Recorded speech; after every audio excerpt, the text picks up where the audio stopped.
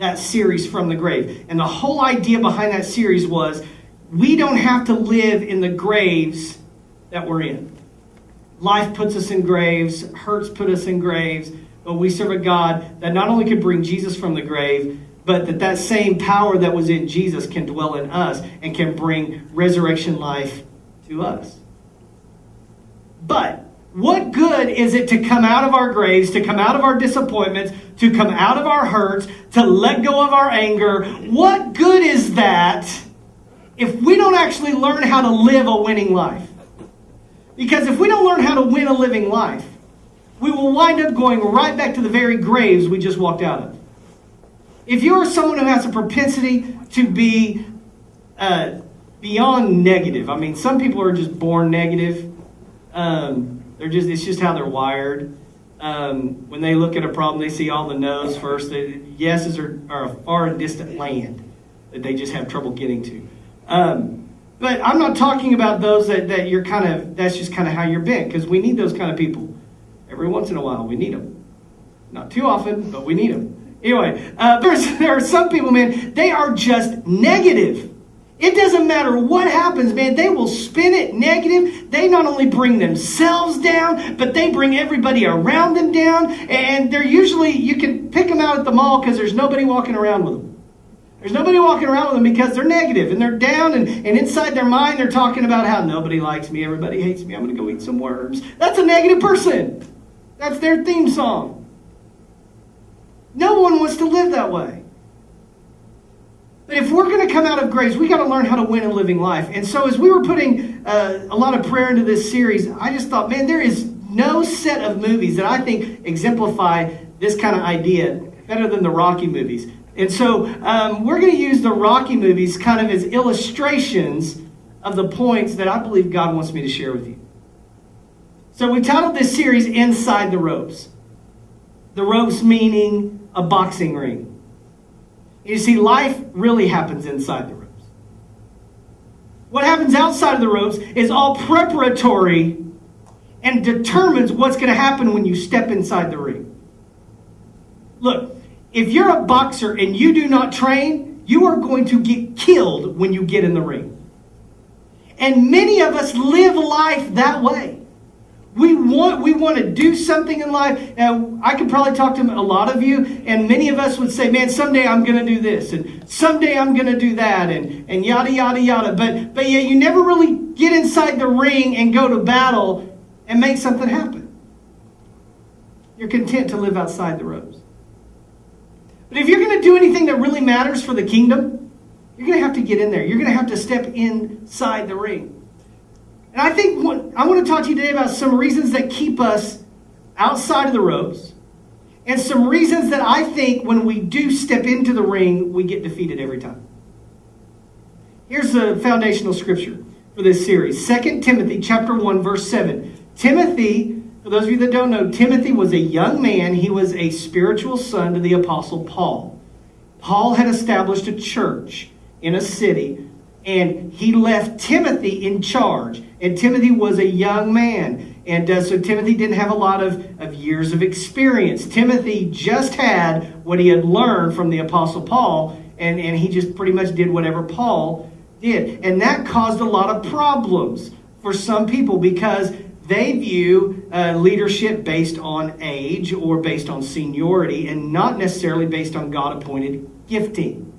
Okay? And so this caused some problems for Timothy. And in his second letter, Paul is addressing Timothy's his shaky personality. Paul's addressing Timothy's lack of belief in himself. And Paul says this to Timothy in chapter 1, verse 7. For God has not given us a spirit of fear and timidity. Notice fear and timidity are not the same. Depending on your translation, the reason why I like the New Living Translation is it's number one, it's my favorite reading translation, but they do a very good job of utilizing one of the main ways that we translate the Bible. So let me take you to school for just a second, all right? There are two ways to translate the three original texts that we have. The Old Testament is written in Hebrew. The New Testament is written in Greek, but Jesus did not speak Greek. In fact, Jesus spoke in Aramaic. So what we base all of our English Bibles on is a translation of a translation. None of the people spoke Greek. That was a Roman language. It's just that that's the farthest back that we've been able to find.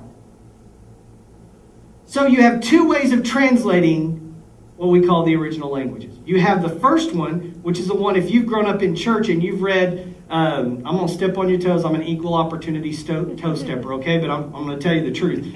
If you've grown up reading the King James Version, that is called a thought or a word-for-word translation. And what they would do is they would look at the Greek and they would try to find the most exact English word that matched that Greek word, and they would formulate it together.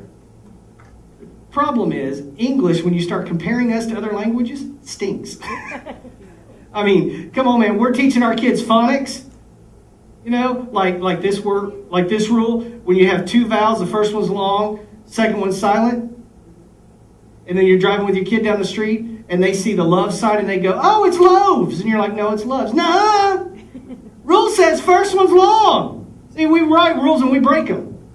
That's how crazy our language is.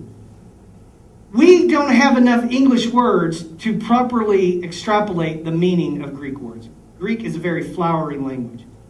And when you take Greek, I took it in college, and one word can have up to 8 different meanings depending on where it's used within the sentence structure and whether it's, depending on what type it is, okay? So anyway, it's a beautiful language, very expressive. So in the word-for-word translations, they try to take an exact word, an English word, and match it. The trouble is we really struggle doing that. That's word for word. There is a second philosophy called thought for thought. And here's the idea behind this. We know that Jesus spoke in poor man's language. All right? Jesus spoke in the common language of his day. So the idea is, if Jesus was walking the earth in 2000, how would he express this thought in average language? Now that's cool, isn't it? It's called thought for thought. The New Living Translation is actually the best thought for thought translation that we've come up with to this point, because primarily up until this translation, thought for thought was always paraphrased. If you grew up reading the Living Bible or the Message, those are paraphrased. That's where someone looks at the text and they write it. It's beautiful, it's fantastic, it's very descriptive, but it's not an actual translation. This is a thought-for-thought translation. It's powerful because it's based off the original text. And one of the things that they bring out in a thought-for-thought translation is that fear and timidity are not the same thing. And if you're reading a King James Version, no offense, but it's one of the least accurate translations that we have, just so you know that. The most accurate word-for-word translation is the New American Standard. It's what I study by. You'll get that one. It's written on an 11th grade reading level. You realize our newspapers are written on 6th? Okay? That's why if you've read a word-for-word translation and it doesn't make sense to you, it's because it's up here. The NIV actually balances the two. It's written on a 7th grade reading level. It's fantastic. It's a great translation. I highly suggest it. This is a great reading translation. Fear and timidity are not the same thing. Let me show you why. Because fear causes you to run from a challenge. Timidity causes you to shrink in the middle of a challenge. Timidity is the same idea as false humility. It's the belief that I can't handle this. Why am I even trying? Fear will keep you from getting in the ring. Timidity kicks in when you've taken a step and you've gotten in the ring. You're like, all right. And then you see the opponent and you're like, oh man. Timidity. God hasn't given us a spirit of fear to keep us from challenge. And God hasn't given us a spirit of timidity that causes us to shrink from challenge. That's awesome. So what has He given us? Power, love, and my favorite, self-discipline. Hallelujah. That's a great word, isn't it? How dare they put that word in the Bible? Self-discipline. Come on. Well, that's what we're going to talk about today. We're going to talk about self-discipline in this series a little bit. Because before we can ever win in the ring, we've got to learn to deal with the fights that are inside. Let me share with you a story of a young man who had to battle with some fights on the inside that I think many of us struggle with to this day. We find his story in the book of Judges, chapter 6, verses 11 and 12. It says, Then an angel of the Lord came and sat beneath a great tree at Ophrah, not Oprah, phonics, PH, Ophrah, which belonged, come on, that was funny, which belonged to Joash of the clan of Abiezer. Try pronouncing that hard word. Gideon, son of Joash, was threshing wheat at the bottom of a winepress, notice this, to hide from the Midianites. The angel of the Lord appears to him and says, Mighty hero, the Lord is with you. Please don't miss this. If you were to read a few verses earlier, you would find that Israel, they're under attack.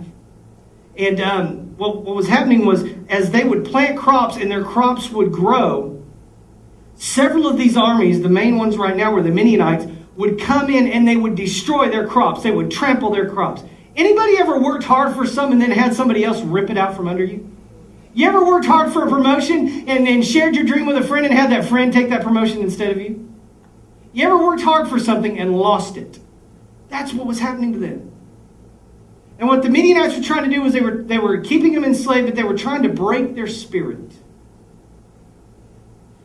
And when you would thresh wheat, if you've never looked at wheat, there's the stalk. My brother-in-law's a farmer. There's a stalk, and then there's the buds, which are actually the wheat. And they would grind those. They would separate the wheat from the stalk, or chaff as it's called. And once they got them broken apart, so that they would only have the seeds left, what they would do is on a windy day, they would toss these things in the air, and the chaff, which is lighter than the kernels, would actually blow away. Now, how many of you know that would kind of look like an Indian smoke signal? Okay? It'd be like, whoa, they're shucking wheat over there. Look at that, Mildred. It's up in the air because they're throwing it in the air.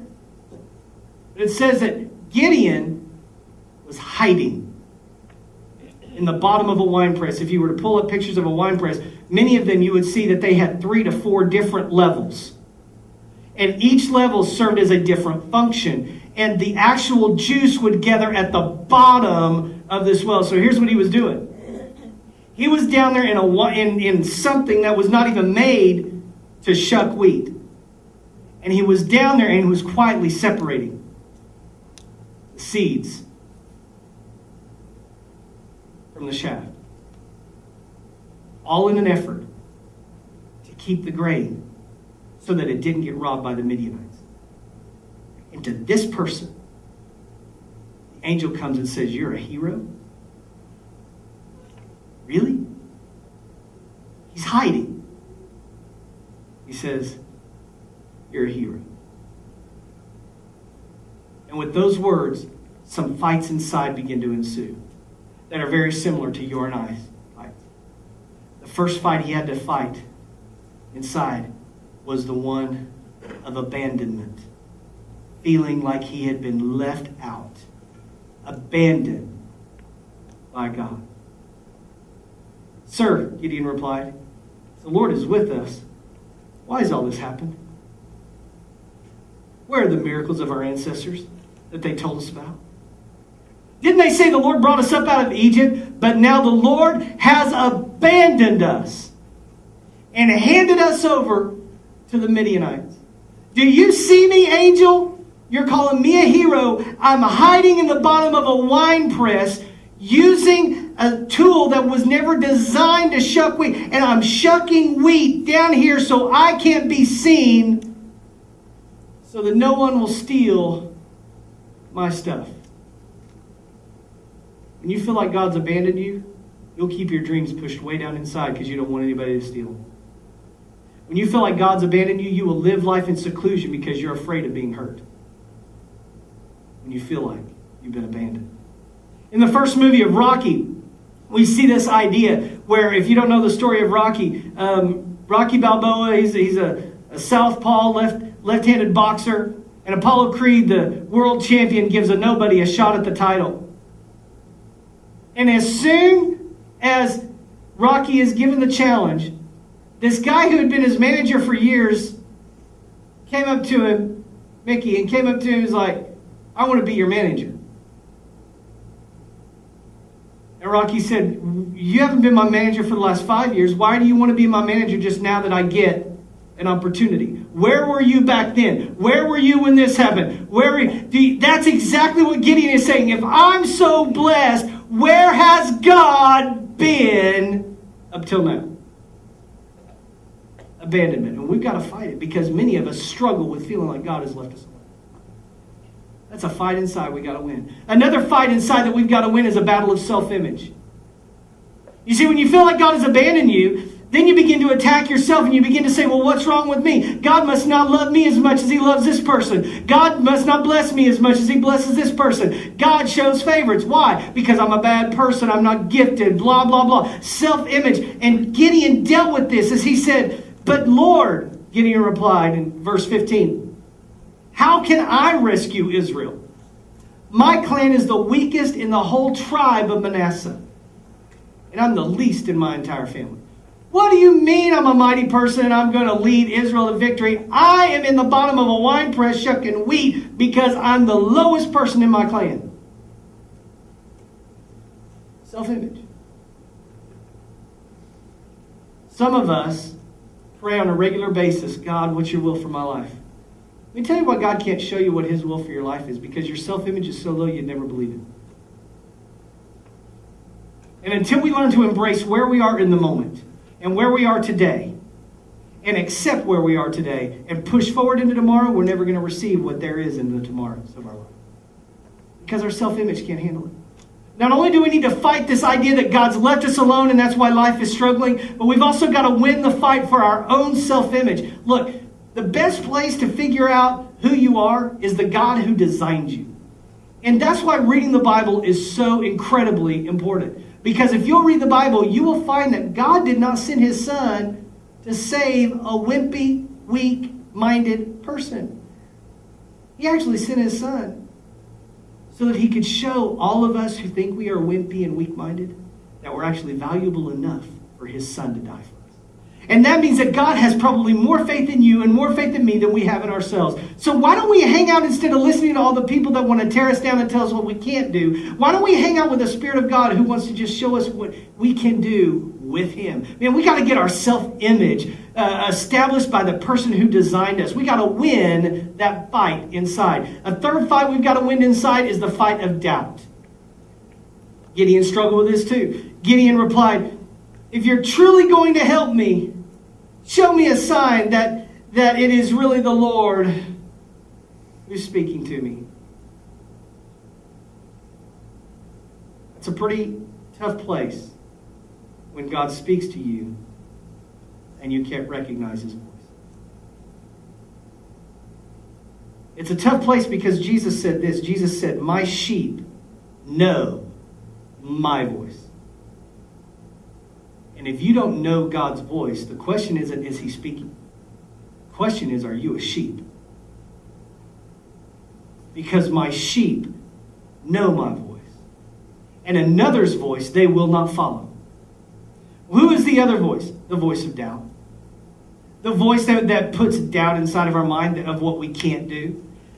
That tells us why we can't do something. Doubt. That voice that says God has put you in a challenge that's too big for you. You had to fight doubt. In fact, there's one great scene in the first movie where it's on the eve of the fight. And he gets up in the middle of the night, can't sleep, and he takes a walk. And he actually walks to the arena where the fight is going to be. And he stands up in that ring. And he looks at the banners. And in that moment, begins to doubt his own ability.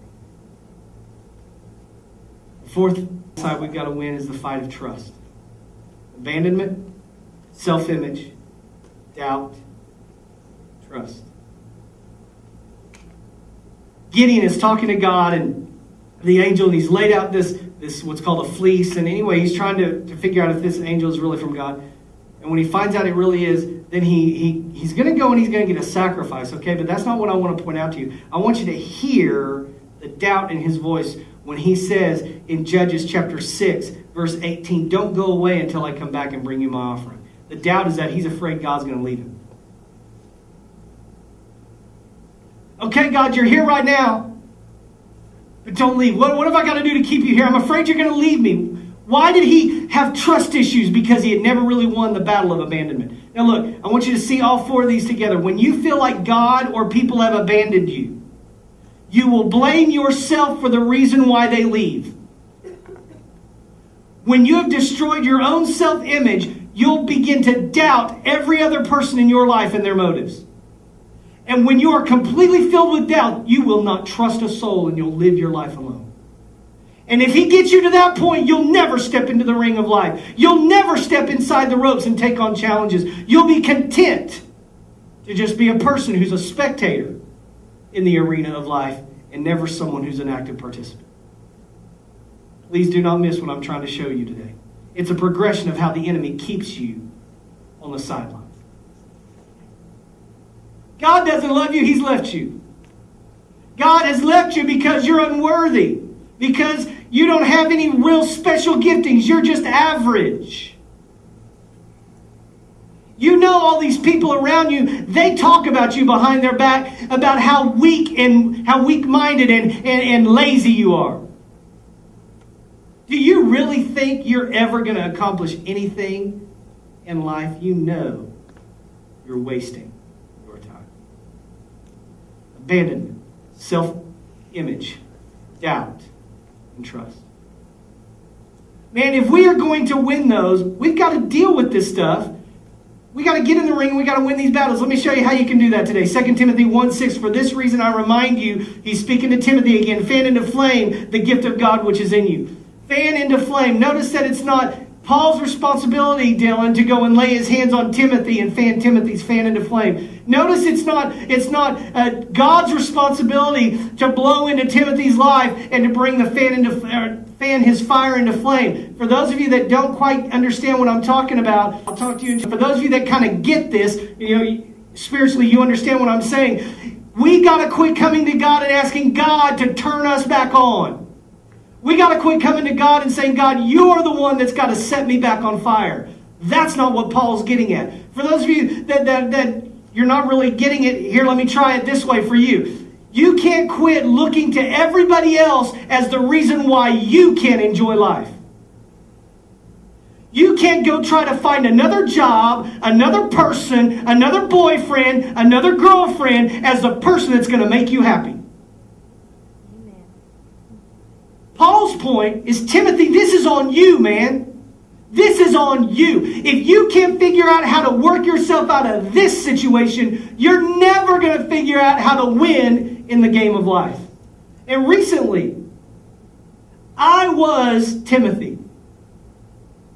Man, I thought I was dumping water on my own flame of my life. And I had a conversation with a guy that I hated. I didn't hate him, I hated the conversation. Love him. And I actually went home and was talking to Chandra, and I was throwing things around the room.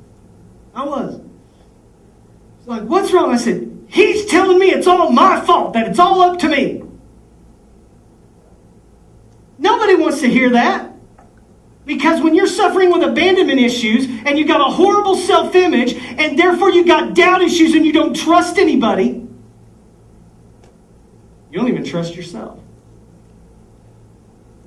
But it is up to you and it's up to me to deal with the flames of our own life, to deal with the joy in our own life, to deal with the passion for our own life. And Paul's saying, man, it's up to you. You fan this thing into flame and realize that the joy of your life, the passion of your life, the dream of your heart, whatever that flame may translate to you today, it is a gift from God.